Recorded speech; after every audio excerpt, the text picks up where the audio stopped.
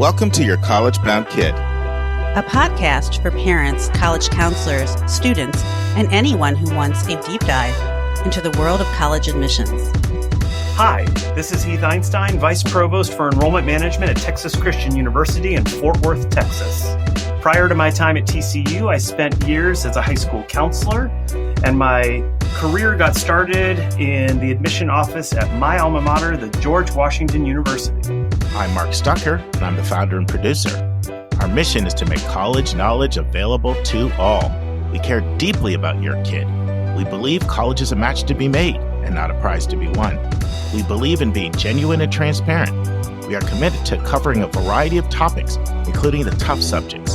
Thanks to your generosity, we're committed to providing a minimum of 10 hours of fresh, commercial-free content every month, with episodes every Monday and Thursday. We have a variety of co-hosts because we believe and value diverse perspectives. You're our listening family, and we get great joy every time we meet with you as we do our best to give you tools so your students can soar and reach their limitless potential. Good morning, friends. I'm very excited about today's episode. But before I get into that, life is a roller coaster ride. The highs, the lows, the highs, the lows. And you have to learn how to enjoy the highs. This week was no different for me. My highs were really high. Karis and Balaji came here from Raleigh. And, when your kids are in the home, you love them and you enjoy them. But when they leave and they come back, you just treasure and value every hour. And we just had so much fun. It was really, really nice having them here, so that was a real high. But then I had a low. So we had some company coming over and, we're a one-car family now because I work from home and Nitra's at home. We kind of don't need two cars to be in a two-car family for all our life. There's just no need to have two cars. So she's like, well, I don't want them to trap us in. So I think we should take the car to the garage. So I'm like, sure, park it in front of the house. Not thinking it was trash day. And so, the garbage truck rams my car. Now, fortunately, nobody was in it. Nobody's hurt. But the number of hours spent dealing with insurance companies, dealing with the auto body shop, dealing with rent-a-cars, it was a lot. But then you come back to the highs. You go outside, you smell the roses. And I think my favorite rose this year is called Belinda's Dream. It's like a light pink rose. It is popping. And Nitra's favorite rose, it's called Like No Other. It's this dark purple rose. That thing is banging. And so then you get some enjoyment. And I'll tell you one of my highs this week. You may remember last week, I just threw it out there. I mean, we got so many volunteers to help with the podcast. I said, if anyone has any background in social media, like taking audio clips and breaking them up and distributing them to places like Instagram and Facebook and LinkedIn. Two people responded right away. Like, I am blown away by the generosity of our listeners, their love for this college admissions and for helping others and for getting the word out. I mean, I would have done this 6 years ago or 7 years ago. I never really thought anybody would do something like that. I don't know.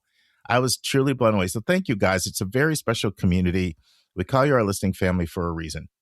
Friends, I mentioned on Wednesday how successful the Colorado gathering was, the case studies, and 147 people came and the responses that I received. But there's a verse in the Bible that says, honor to whom honor is due. And I just want to mention the people by name because a lot of hours went into planning this. So Kate Strickland, CU Boulder, Hillary Dickman, Colorado College, Grace Robertson Lloyd, Grinnell College, and Allie McManaman, Elon University. And there's somebody that I never mentioned, and this would have never happened without Sheridan Budin. She was a volunteer. She's a listener, a counselor at Centaurus High School, who's the one who reached out and said, I'll host. And I saw how many emails were flying around. I just want to really shout her out. I never mentioned her last week. And once again, thanks to everybody that made that event possible. And thanks for everybody that attended. All right, let's get into today's episode. So I'm going to share one more piece of information that I never shared last week when I did my solo section. It was the final part in what started out as a roundtable with Carter and Susan on what is standard strong and what can you do to stand out. And then had Hillary joined us for a segment. And I closed with the solo segment. Well, I'm going to add one more additional piece that I didn't include. One of the smartest things Anika and I did when we started this podcast was we hired Evo Terra. Now, Evo is considered one of the grandfathers or godfathers in the world of podcasting. He's one of the Mount Rushmore people. And he's the person we hired as our consultant when we launched. And he said, listen to your episodes. So as soon as I listened to Thursday's episode, immediately I thought, oh, you didn't say something that's kind of really important. So I'm going to include that. We'll start out with that. And then we go to Heath Einstein, Vice Provost of Enrollment Management, TCU, Chief Enrollment Officer, one of my favorite people, so much so that, he's now one of our co-hosts. And we're getting into college resumes. And I know we introduced the topic last week, but this is really the meat of it. This week and next week, Heath answers some of your questions that you sent in, some of my questions. I think it's a really comprehensive FAQ, frequently asked questions on everything about college resumes that you need to know. And I'm just really proud of the content. I think it's going to help a lot of people. And both this weekend, next week. And then I am so excited about this interview that I did with two of my former students. Lauren Jimison from Georgia, Sophie Gertis from California. They're two. Lauren just graduated from SDSU, and Sophie's a junior.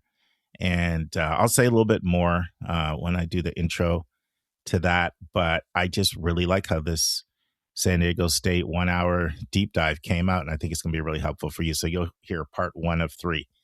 Oh, well, one more thing I want to share. We're getting close to finalizing things on the new webmaster. I apologize about the delay. There's probably about 8, interviews or so that need to get up that aren't up right now. Hoping that will be resolved for you. Certainly by the end of April, we'll get caught up so that you're not waiting on that content. But remember, in the meantime, I can always send you a completed audio file. Some of you asked for those. I got some requests this week, and I'm happy to send you a completed audio file. We've had a lot of them. A couple that immediately come to mind were Grinnell, as well as athletics. And so if that'd be helpful for you, just shoot me an email, at marketschoolmatch4u.com. Happy to get that to you. All right, let's dive into today's episode. So what was it that I never included? Well, you regular listeners may remember this because I've shared this story at least a couple times. I was having a conversation with the senior person in Yale's admission office. It was a few years ago now. I can't remember if it was 2022 or 2023 or 2021. It was a few years ago. It was in the last about 3 to 4 years ago. And she made this statement, and she said, if I could get a 31 on the ACT out of the Appalachian region, I would do a cartwheel. And she went on to say, that's probably the highest score coming out of a school in that region in 5 years. So where am I going with this? Well, last week I kind of laid out a profile for you of the kids that I've seen admitted. And by the way, I went back and counted.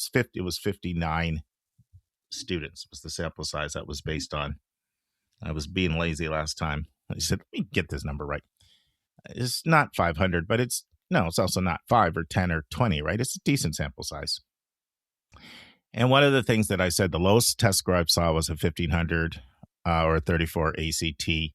There were a couple of test optional students, but the majority had 15.5 to 1600. Like the vast majority, I'd say 75% were 1550 or higher. But here's what I never said. I am assuming we are referring to highly resourced or at least moderately resourced families. Now, why do I say highly resourced or moderately resourced? Okay, let's call a moderately resourced family this is a real simplistic definition, but let's just call moderately resourced of income between 100 and family income. Let's say 100 to 200. Let's just call that family income, not individual income. It is my experience, and I'm only giving you my experience. it is my experience that colleges won't really make an adjustment for family with that background, especially if you're not first gen. So let's say you got a 2-parent family. Let's say you got a teacher married to a nurse. Okay. So you're not highly resourced, right? Like you're not able to pay $100,000 to go to Brown. But from my experience, colleges won't look at that and say, well, that's not a highly resourced family, someone that can hire, drop 5,000 on test prep or something, or 10,000, whatever. People spend a lot of money on this process. I haven't seen that differentiation. I haven't seen it in decisions. I haven't seen it in any conversations I've had with any senior level people at any of these schools. But there will be a distinction at some schools, not all. Some schools will make a distinction for first gen, under-resourced when it comes to testing. They absolutely will when it comes to testing because of the research that shows how testing is so highly correlated to family income and family education. So they'll make not everybody does that, but some schools really do look at the concept of distance traveled. Some schools look at it in the context of the school you're coming from. So if the average SAT at your school is 1,000 and you have a 1470, some schools are like, you're kicking butt. You're 470 points above the average. I personally, and I'm probably going off on a tangent here, but I'll just throw it out there. I haven't understood that, to be totally honest, because to me, it's the individual that matters. It's the individual family that you come from, their education level of their parents and income level. And I feel very strongly about that because for years I worked in a Access organization, 14 years, director of college counseling for most of those years. And all the high flyers were kids that came from parents with bachelor's and master's and sometimes doctoral degrees that were normally families of incomes of over 200,000. Those are the highest flyers. Those are the kids that were going to Princeton and to Pomona and to WashU and to Duke, and UPenn. Those were the students. So to me, I've always felt like colleges should focus more on the income and education of the family. And some do, but a lot of them will just look at the school you come from and look at the average stats for the school. Anyway, so that profile that I gave you, that was on my private company, School Match View, that I've started, where you don't see a lot of first gen or under-resourced. And for lack of a better word, I'm just going to find under-resources, Pell. It's tough to say Pell. Some people are like, well, what's the number? Well, Pell Grant recipient is a better indicator. That's, of course, when you complete the FAFSA. Why do I say that? Because it looks at income and assets. So you can't just throw a number out. And it also looks at family size. If I throw out, 65,000 as an income, it's a big difference between 65,000 two people, a lot of additional assets, versus 65,000 for a family of 6.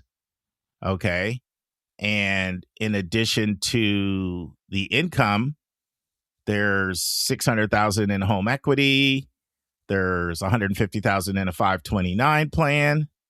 You own a couple additional properties. So you can't just throw an income out because those are two different situations. So income and assets, and Pell will capture that. FAFSA will capture that. CSS profile will capture that.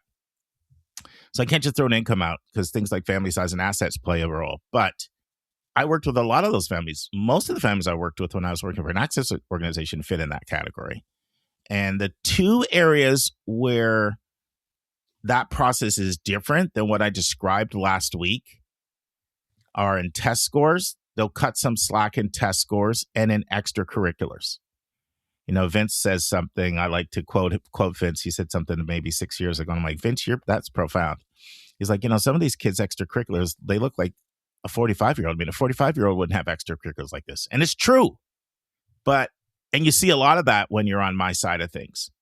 But you don't see that with first gen under-resourced because all those extracurriculars that look ridiculous are expensive, or they require a lot of resources for the family, for that student to be able to play the bassoon at that level, or even travel volleyball all around the country. Like that, those things take resources. So those are two things I mentioned last week: extracurricular significant accomplishments and high testing that do not apply to first gen, under-resourced, rural kids. This is important at some schools. Some schools don't care. Some schools don't put anything at all through the prism of the family background. So this is why this process is complex, right? Some do, some don't. Now, I remember having a conversation about a kid that was pretty under-resourced when I was head of the Access organization. And they were applying to a pretty competitive school, and the school was going to waitlist them. I tried hard to fight for the kid. And then the admission officer, who, by the way, was one of my former students, is pretty cool. She said, we can cut a little slack on testing and extracurriculars, but we can't cut slack anywhere else. We need to still see the rigor. We still need to see the grades. We still need to see the grade trends. We still need to see the stellar recommendations. We still need to see the evidence of impacting your space. We still need to see the personal qualities. You still need to crush the interview, if there is an interview. You need to crush the personal statement. You need to crush the college-specific questions, the custom prompts, as I like to call them. You need to show demonstrated engagement if a school is tracking that. You need to show that you're in alignment with the school's mission and values if a school is using whole person admissions for first-gen, under-resourced, rural, remote. But the two places where they will cut some slack, some schools, the schools that are the most holistic, once again, it requires a philosophy where you're committed to whole person admissions. It requires a big staff. This is a more time-consuming process. It takes resources to do this well. You'll see it with extracurriculars, and you'll see it with testing. So what I should have said last week is the profile I'm describing applies to highly resourced and moderately resourced families. I can imagine if somebody was listening to this and they work with first gen low income CBO, they probably heard what I said last week. And they probably thought, especially if they've been doing this a long time and if they're working with gifted and talented, they probably thought, I've seen quite a few kids get into some of the schools that you've said that don't have that testing profile. So anyway, I just wanted to add that corrective because I think accuracy is important. I know a lot of people rely on this podcast as part of their professional development. All right, friends, without any further ado, let's transition to part 2 with Heath Einstein. Everything you need to know about a college admission resume. And now this week's interview with a special guest.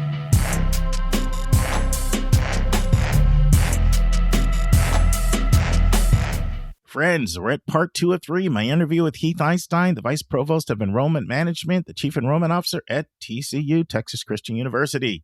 In part 2, he tells us how a college resume is different from a work-based resume. He tells us what makes an effective resume. I share with Heath the things I tell my students to emphasize in their resumes, and I ask Heath for feedback on whether some of these things I tell students are more important than others. He chimes in on the debate between Angular students versus well-rounded students, and he doesn't hold back his thoughts on this hot debate. Heath gives us his view of students adding a passport-sized photo on their resume. What does he think of that? Heath gives his thoughts on how long is too long for a resume. Heath answers a question from a listener about TCU from someone who's wondering, can I also submit the same resume, the expanded resume that you submit to UT Austin to TCU? Heath gives us a tip about the UT Austin expanded resume, and then Heath makes a surprising statement about some trends he's seen when it comes to class rank. Listen and enjoy. So I'm going to break all question asking rules and ask 2 at once. They kind of jive together a little bit, and they kind of a play off what you just said. Question 1 is, should there be any difference between a college resume and an employer-based resume? And the second question is, what makes an effective college resume in your opinion? I think 95% of the resume is probably going to be the same for an employer and a college admission officer. The resume that one puts together for an employer might want to highlight more of the skills that the student has that is particularly relevant to the job they're applying for. And similarly, a college resume might want to highlight areas of emphasis that are geared toward an intended major, for example. Now, of course, not every student knows what their major is going to be in college, and that's okay. And even if they think they know, it's okay to change their mind. But those are examples of how you might choose to alter the format of a resume for one versus the other. What was your second question? Just what makes an effective college resume? Yeah. Yeah, I think what makes it effective. Look, here's the truth of the matter. What we are trying to do in this whole process, in selective, holistic admission, is understanding not just who the student is as a member of a class or a classroom, but who they are in totality. Because as I have said before, perhaps even in discussions with you, what we're attempting to do is bring people into our communities, not just students into our classrooms. And so how do we best understand who a student is and who they can be as members of our community? The best way to do that is to understand who they have been in members of their communities up to this point. There are different ways that we can get at that through the application process, recommendations, essays, etc. But one of the great ways we can do it is through the resume. The resume tells us how a student has chosen to spend their time, their discretionary time. We see what they do in the classroom based on their transcript. That's non-discretionary time. The discretionary time is, okay, you've got all these hours after school, on the weekends, in the evenings, maybe at lunchtime where you're going to have a club meeting. You have more hours in your life that are outside the classroom than are inside the classroom. How have you chosen to spend that time? Have you chosen it to do something meaningful with your life, whether that is personally gratifying or going to impact others in prolific ways?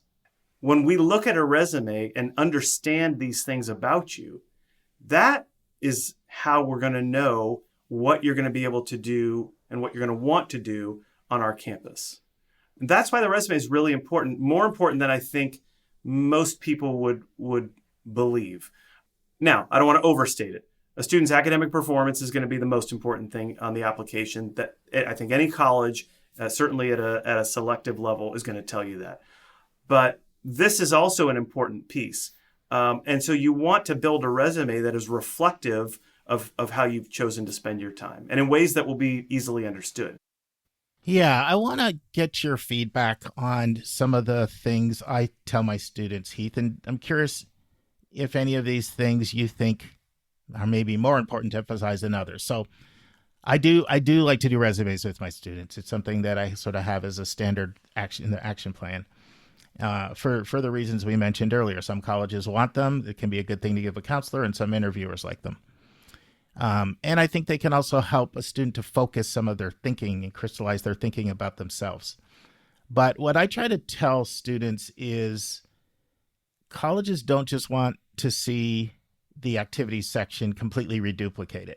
Now, that just comes from admission officers telling me that's the biggest criticisms I get of resumes. I already get that, so it's a waste of my time. And they're referring to people that just are reduplicating. So then I say, okay, well, what are the things that you could add that are not going to be there? These don't apply to everybody. Sometimes people have a very clear sense of what they want to do career-wise. You know, I'm interested in working in emergency pediatric nurse, maybe because of my experience in my childhood with blah, blah, blah, or something like that. There could be a clear career stated purpose in a way that you don't really get a chance to do that in the activity section. Or sometimes people just have a life goal, the life goal that's not just career focused. And it can be a really good place to put a statement there. So that's one thing. Another thing, sometimes people have just really interesting hobbies. And it just could be some bullet points of some interesting hobbies. It doesn't take up a lot of spot on the paper, but you know, I always say schools are looking for kids who are interesting and unique, right? It can be like the seasoning of the food. Like, oh, this is pretty cool. Like, you know, this kid juggles at birthday parties or whatever. So that's one. And then another one is my own daughter did this. She applied ED to Davidson and graduated there. She put extracurriculars I'm passionate about. And so she only had about 3. But what it allowed her to do is to really bullet point and have way more details than you could ever put in 150 characters. So in an activity section. And we know admission officers are most concerned about the things that you care most deeply about, right? You're most concerned about numbers 1, 2, 3, or 4 than you are of 7, 8, 9, and 10. So any thoughts on those things as a value add? And is there anything that I didn't say there that you think, I'd also add this to the list? Well, those were all great tips and spot on. I'm thinking about your student who likes to juggle, right? And the term that I've gotten accustomed to saying is that we're looking for angular students more than well-rounded students. I think students go through this process thinking that they have to be all things to everybody. They have to have done everything. Yeah. Because they've been told over and over again that we're looking for well-rounded students, which I think is the biggest myth in college admissions. We're looking for a well-rounded class of students, not a class of well-rounded students. And it's actually a series of angular students who make up that well-rounded class. So if you are a person who loves juggling, who loves fly fishing, who loves making films, these are things, even if you don't intend to do those things professionally, those are things that can help us to get to know you better and the angle that you're going to bring to our institution. So I do like that idea. I'm going back to your thought about the student who wants to be a pediatric nurse. I think that was the example you gave.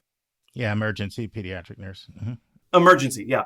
Yeah. If you are a person who has already established a professional aspiration and you're applying to a specific program that can help you achieve that life goal, then I might consider having an entire section of your resume that focuses on that area, which you can't really do on the activity section. Activity section, they give you, 5 or 6 or 8 lines or whatever it is. I suppose you could do only those things that lead to the goal, but then you may be cutting out other things. It's hard. 150 characters is like 30 words, right? Right.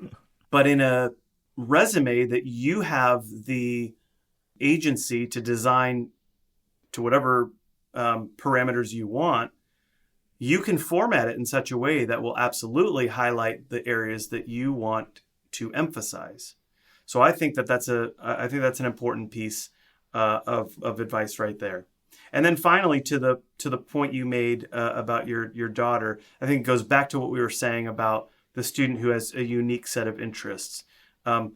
It's perfectly reasonable to only be active in 2 or 3 different things in high school. I look at my own children who are wonderful human beings, of course, angels, and they are not doing 100 things. That was an intentional choice by my wife and me to not overprogram them.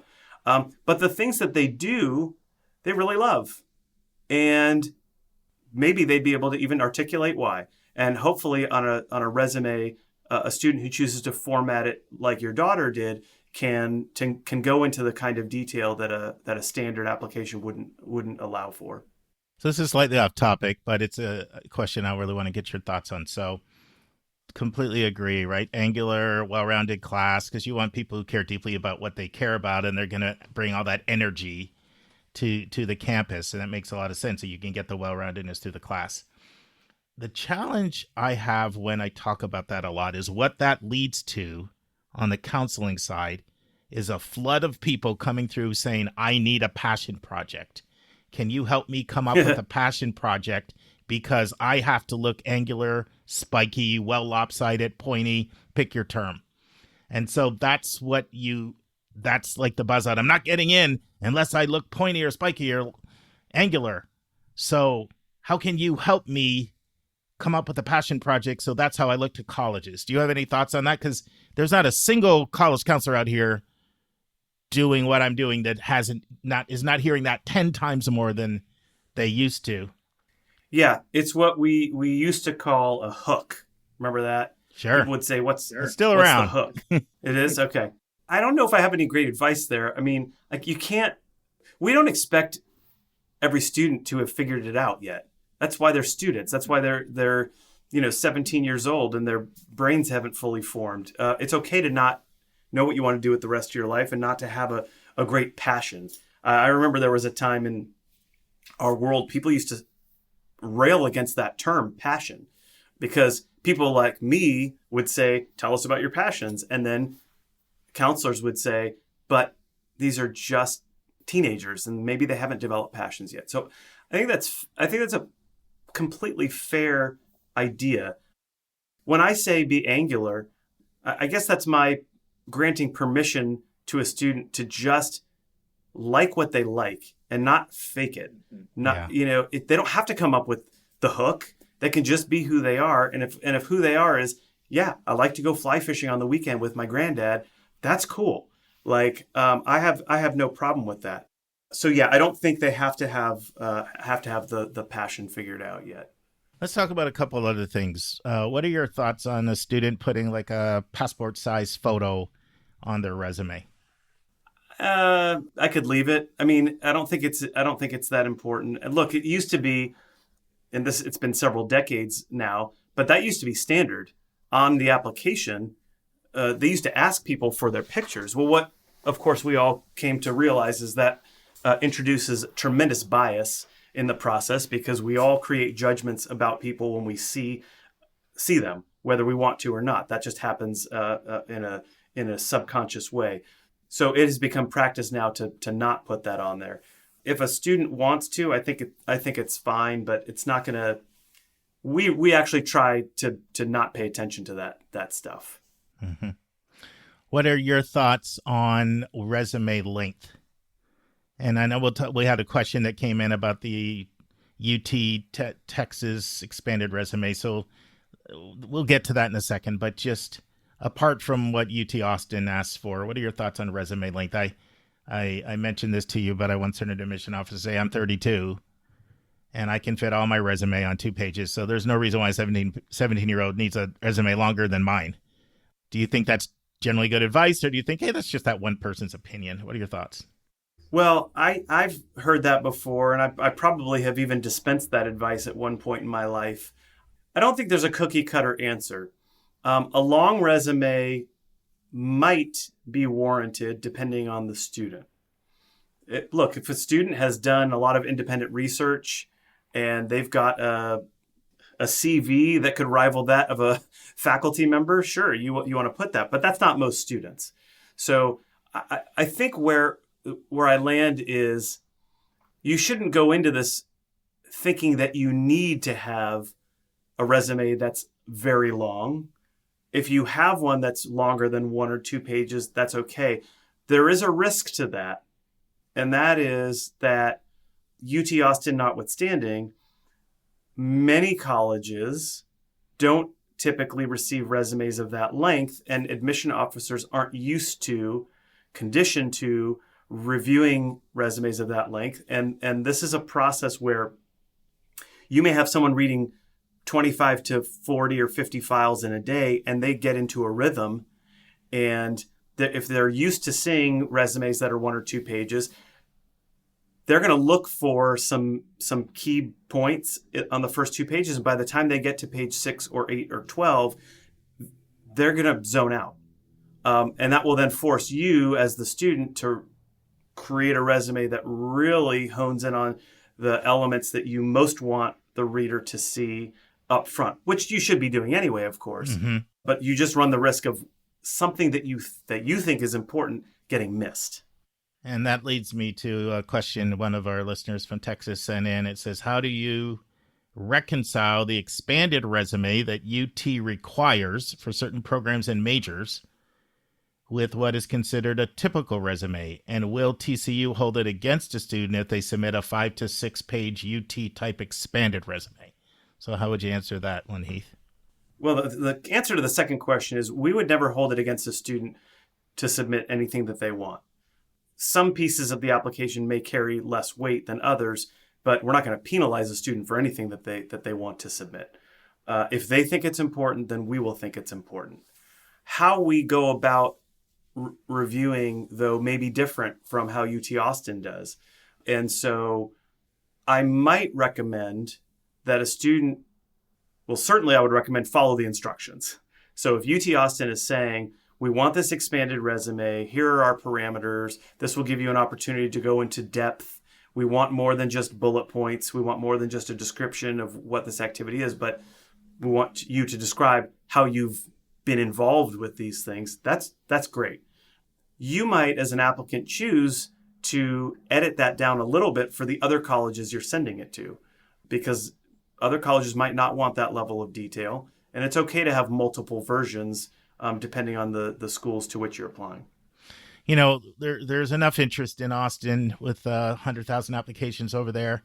You've been a school-based counselor in Texas, so I'm sure you're fairly familiar with that. Any advice for someone who is applying to UT Austin on their expanded resume? Well, it's a little bit outside my area of expertise because I don't work there, so I certainly don't want to speak for my friends down in Austin, which is, by the way, a great university, and they have an awesome admission office. I guess I would just go back to what I mentioned before. Follow the instructions. There are certain schools that are very clear about what they want and what they don't want. If they're asking you to write an expanded resume, you should do that. They want to, look, when you've got an applicant pool of 100,000 and you have the quality of the applicant pool that a school like UT Austin has, it's very difficult to discern between students who are admissible and those who aren't admissible. And so that's why they're asking for this additional information. They want to be able to separate those who are going to be admitted and those who aren't. And what they're signaling to the universe is, without this, we don't have enough information. And fit to major plays such a big role in their assessment process. Well, that's huge. That's everything. Yeah. And one piece of advice I would give you and your listeners is, don't apply to a major that you don't want to study just because you think that's your backdoor into the university. Because there's no guarantee that once you're there, you're going to be able to transfer in to what you want to study. And you don't want to feel stuck and then have to transfer to another institution. If you want to study business at McCombs, you should apply to business and not apply to another college and try to backdoor it into McCombs. All right, friends, this completes part 2 of 3. Hope you join us next week for the final part, which I think is also good. But now it's time to transition to an interview I'm very excited about. 2 of my former students help you to understand what it's like to be a student at San Diego State University. Let's listen. And now it's time for our College Spotlight of the Week.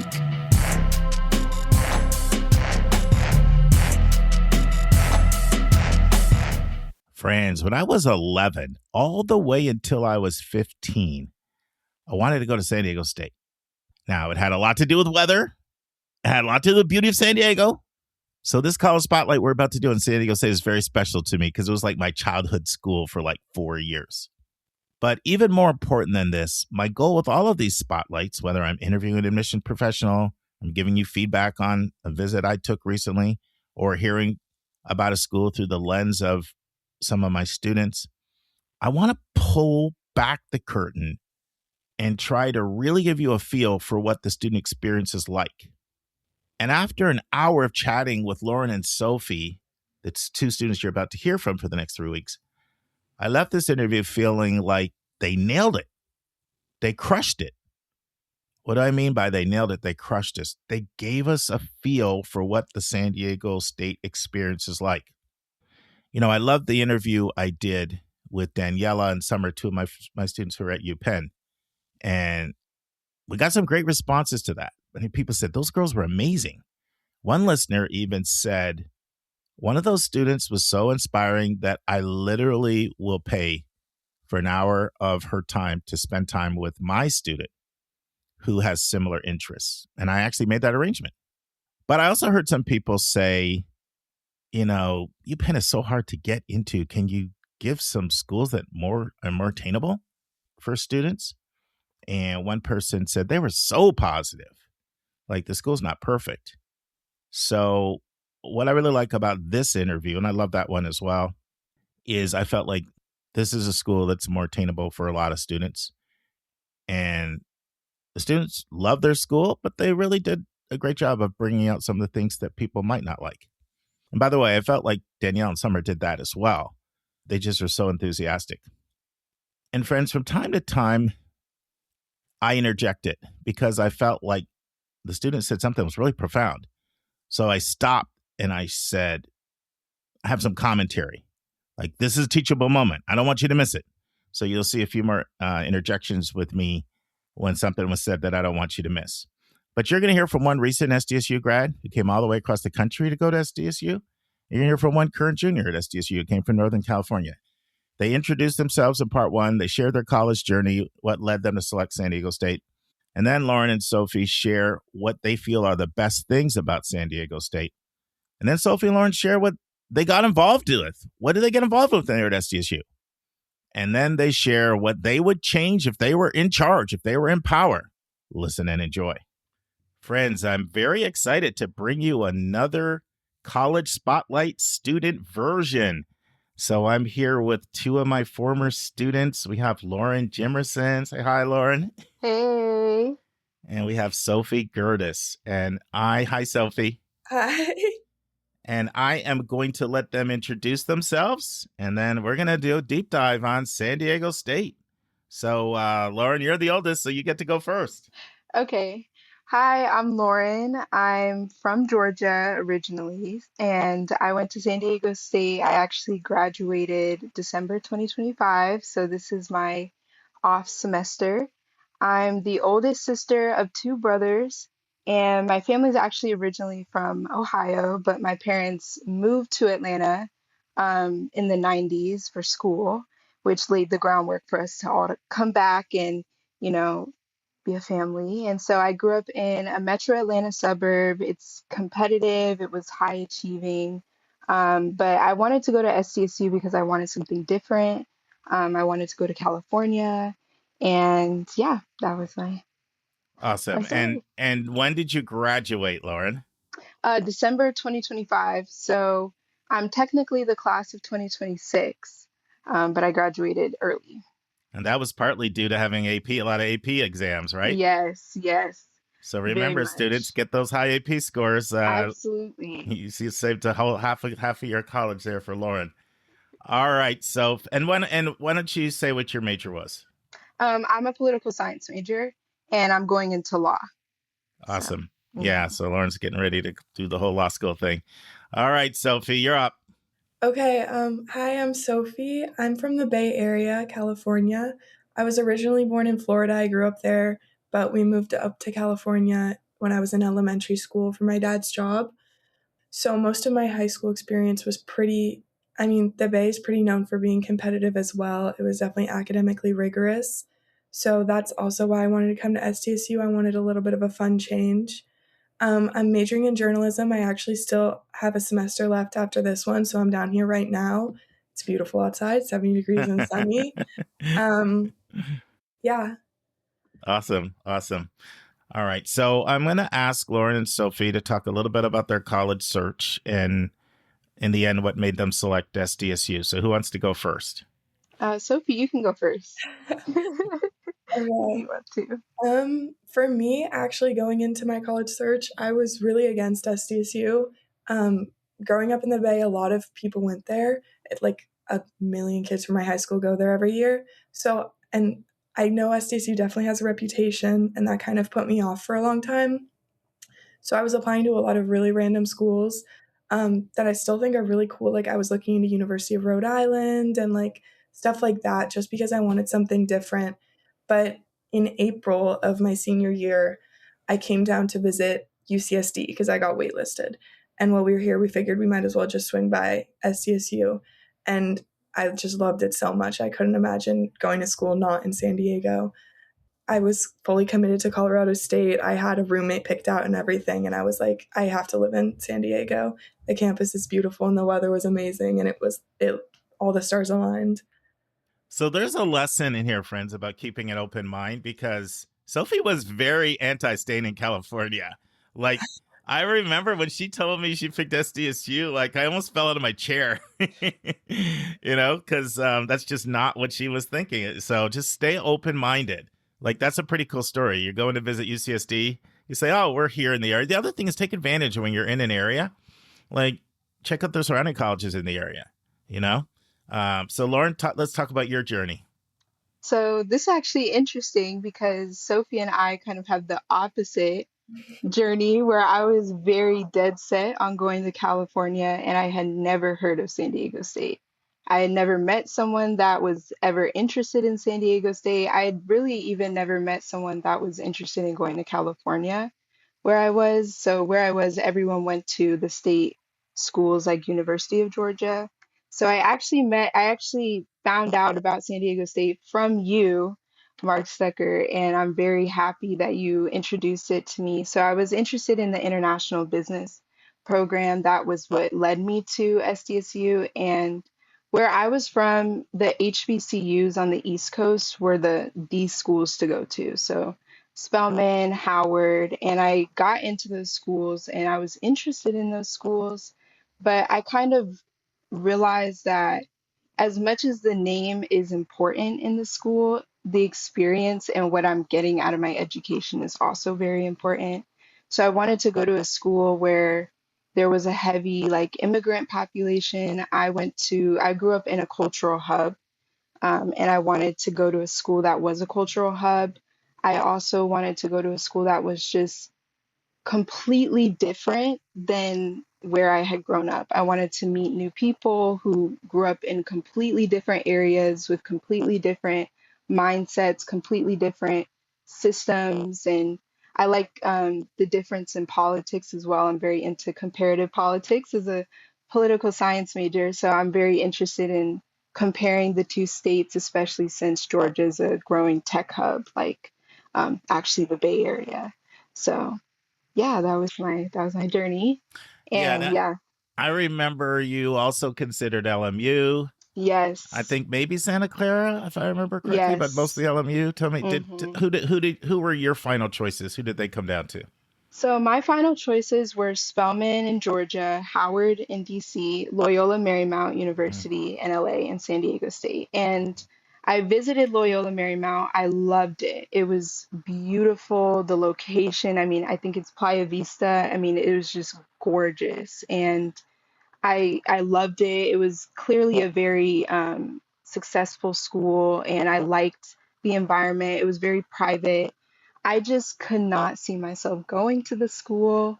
It was a smaller school, and I wanted to go to a big school with a lot of school pride because that was not my high school environment. And so, similar to Sophie, when I stepped onto SDSU's campus, I was just like, this is my school. I can't explain it, but this is my school.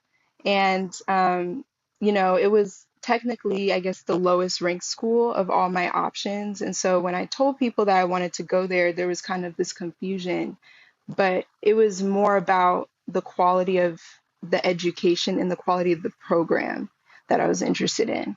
So, So there are a lot of insights, friends. I want you to glean from that. And if you're a regular listener, that's not the first time you're hearing them from me.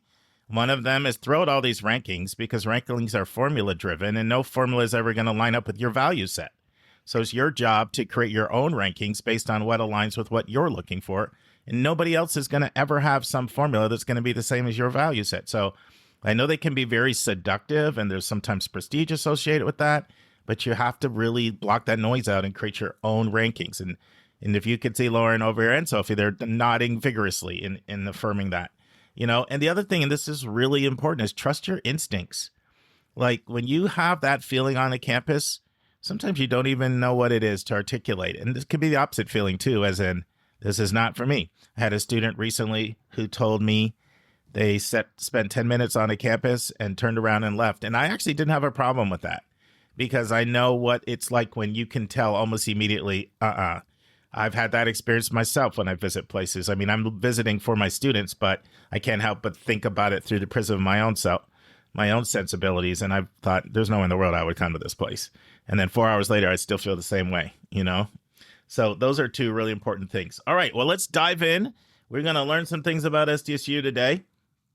And so I want to start out with our first question, which is, what are the best things about San Diego State University? Okay, I can go. I would say the first thing is just the city of San Diego itself. I mean, it's so beautiful. It has amazing nightlife. I would say the food is incredible, especially if you really like Mexican food, Asian food, amazing. It's a cultural hub, a tech hub. There's a lot of innovation. It kind of reminds me of the metropolitan Atlanta area with the demographic of people that are there. So it's definitely like a very big city feel without the overwhelming city feel, if I would. Yeah, and for those of you who haven't been, you can visit a city school like a Georgia State in Atlanta or a NYU, or Drexel in Philly. George Washington is another example. There's quite a few schools I could say like this. DePaul in Chicago. You have a real city feel, like you feel like you're just living in the city. That is not San Diego State. Like San Diego State has a very distinct campus.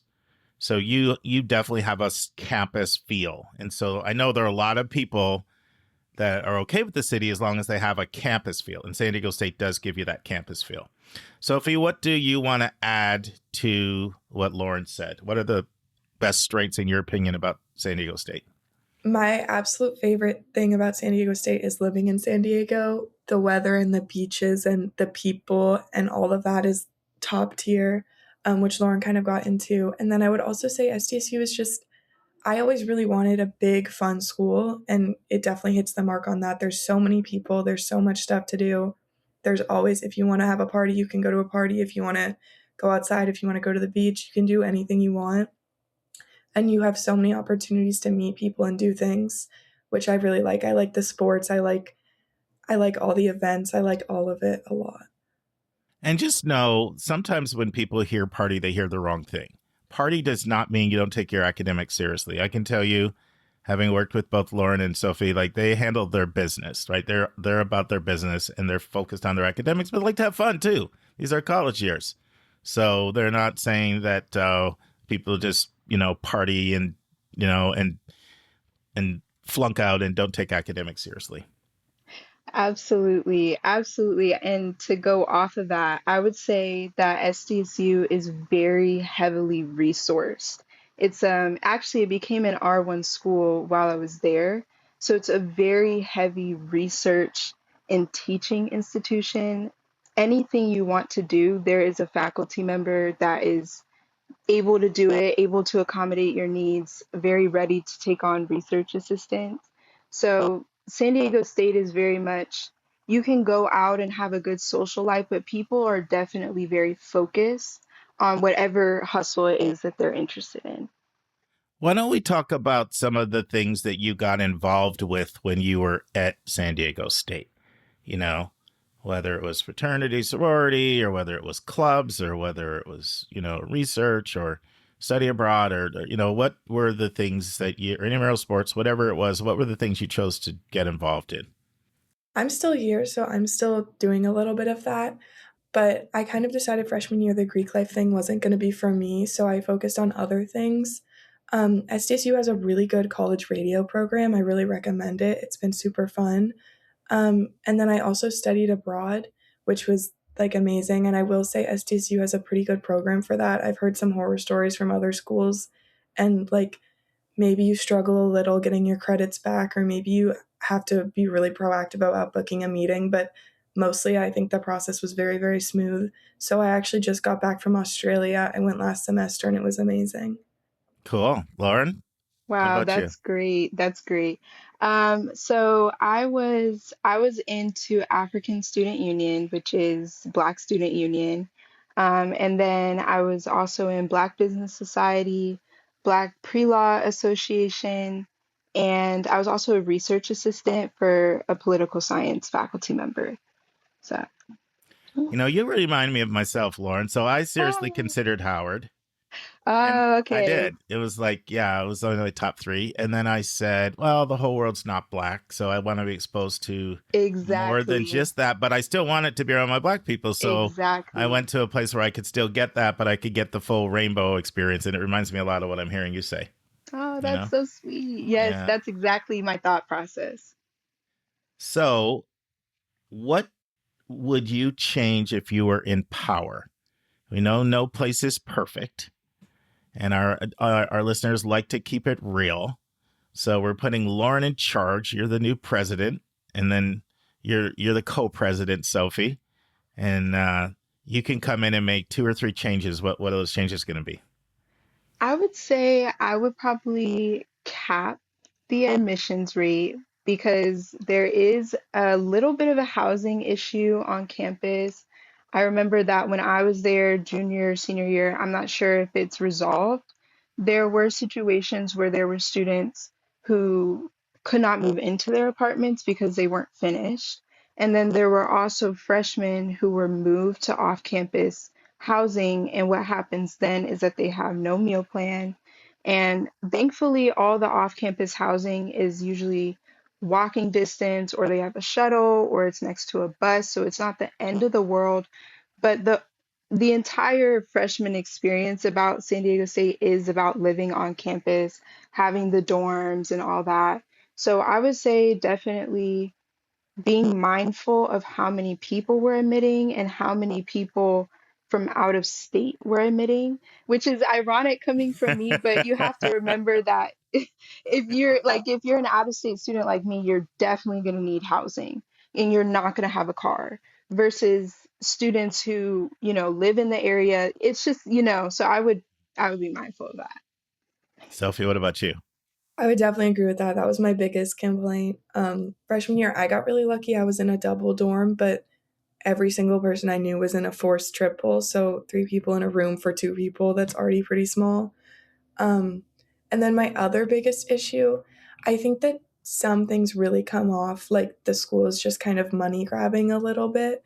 I think like the meal plan is a really good example of that. It's like egregiously expensive and you don't really get anything for it. Like we don't really have your classic dining hall experience. We mostly have restaurants.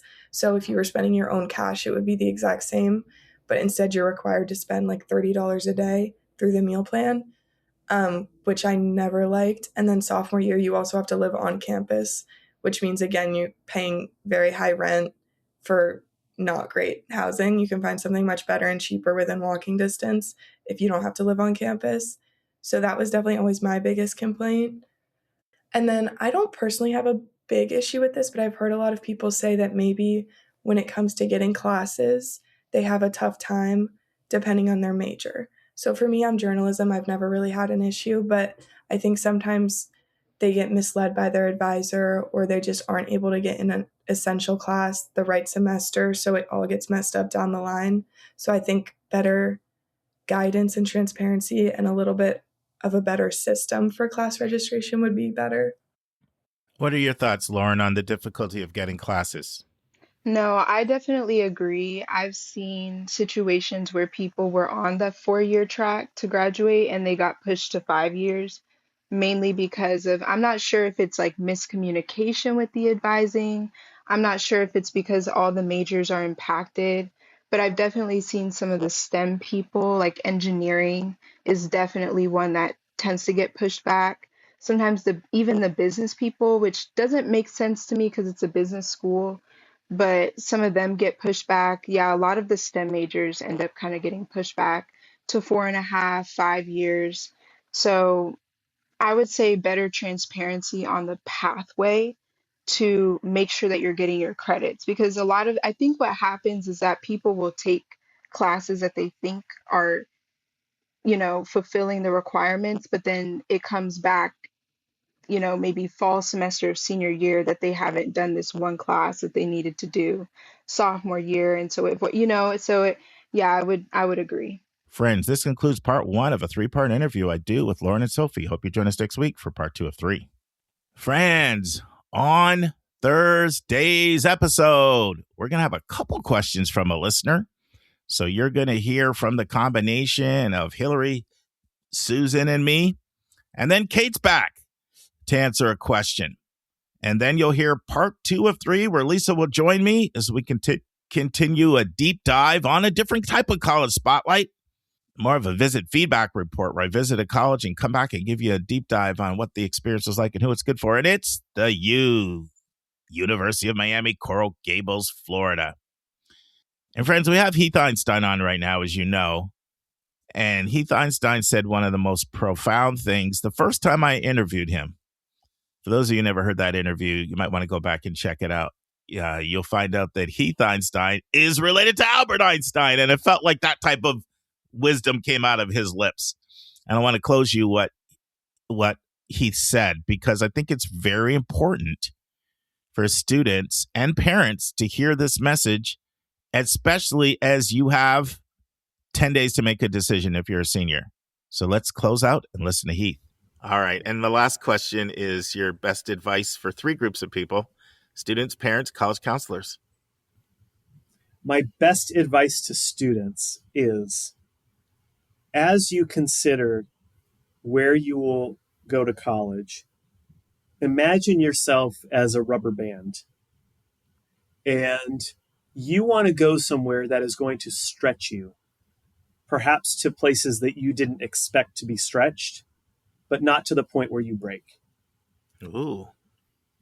My advice to parents is that you have only one job in this process, and that is to love your child. Mm. And at the end of the day, if your feelings toward your child have anything to do with the bumper sticker that's going on in the car, then you may cause irreparable harm to that relationship. So just remember to love your children and to tell them that you love them. And to counselors, my advice is have enough wine for the whole year, because you're probably gonna need it. All right, friends. See you on Thursday. And that's our show. A big thank you to you, our listeners, for tuning in this week. If you find this podcast helpful, please follow us and you will get every single episode as soon as they are released. If you want to support our podcast, you can click the share button and send it to your friends and acquaintances. You can say positive things about your college-bound kid on your social media feed. And you can help us stay commercial-free and pay our staff by donating on the yourcollegeboundkid.com website. You can write a review for us on Apple or Spotify. And if you have a question or a recommendation, just go to speakpipe.com/YCBK, hit the orange button, and speak. We will do our best to get your question in your own voice on an upcoming episode. I am the producer of the podcast, and I live in Metro Atlanta. We have a fantastic team that has over 200 years of admissions and counseling experience. Shout out to our co-host, Dr. Lisa Ruff in North Carolina, Susan Tree in Pennsylvania, Vince Garcia in California, Julia Esquivel in Massachusetts, Linda Depker in Missouri, Andy Strickler, the Chief Enrollment Officer at Connecticut College, New London, Connecticut, Hillary Dickman, an Admission Officer at Colorado College in Colorado Springs, and our International Admissions Expert, Kevin Newton in Dallas, Texas. Our sensational sound engineer is Nemanja Motvich. Our amazing music is from Victor Allen Weeks. Marketing designs from Kimberly Bloss. Our reliable webmaster is Stylionis Dimitru. Website updates are done by Joyce Stucker. Our image editor is Vlad Honchar. If you want to have a coaching session with me, just text me at 404-664-4340. If you want to reach someone else on our team, all of our bios with contact info can be found at yourcollegeboundkid.com under the About YCBK tab. If you want to get our free monthly YCBK newsletter, YCBK Plus, it is also under the About YCBK tab. If you want to see our recommended books and websites, they are on our website under the Resources tab. While you're on our website, check out our hundreds of interviews in their entirety. Check out our college spotlights, our blog, and our upcoming events. We think of you as our listening family, and we look forward to meeting with you every single Monday and every single Thursday.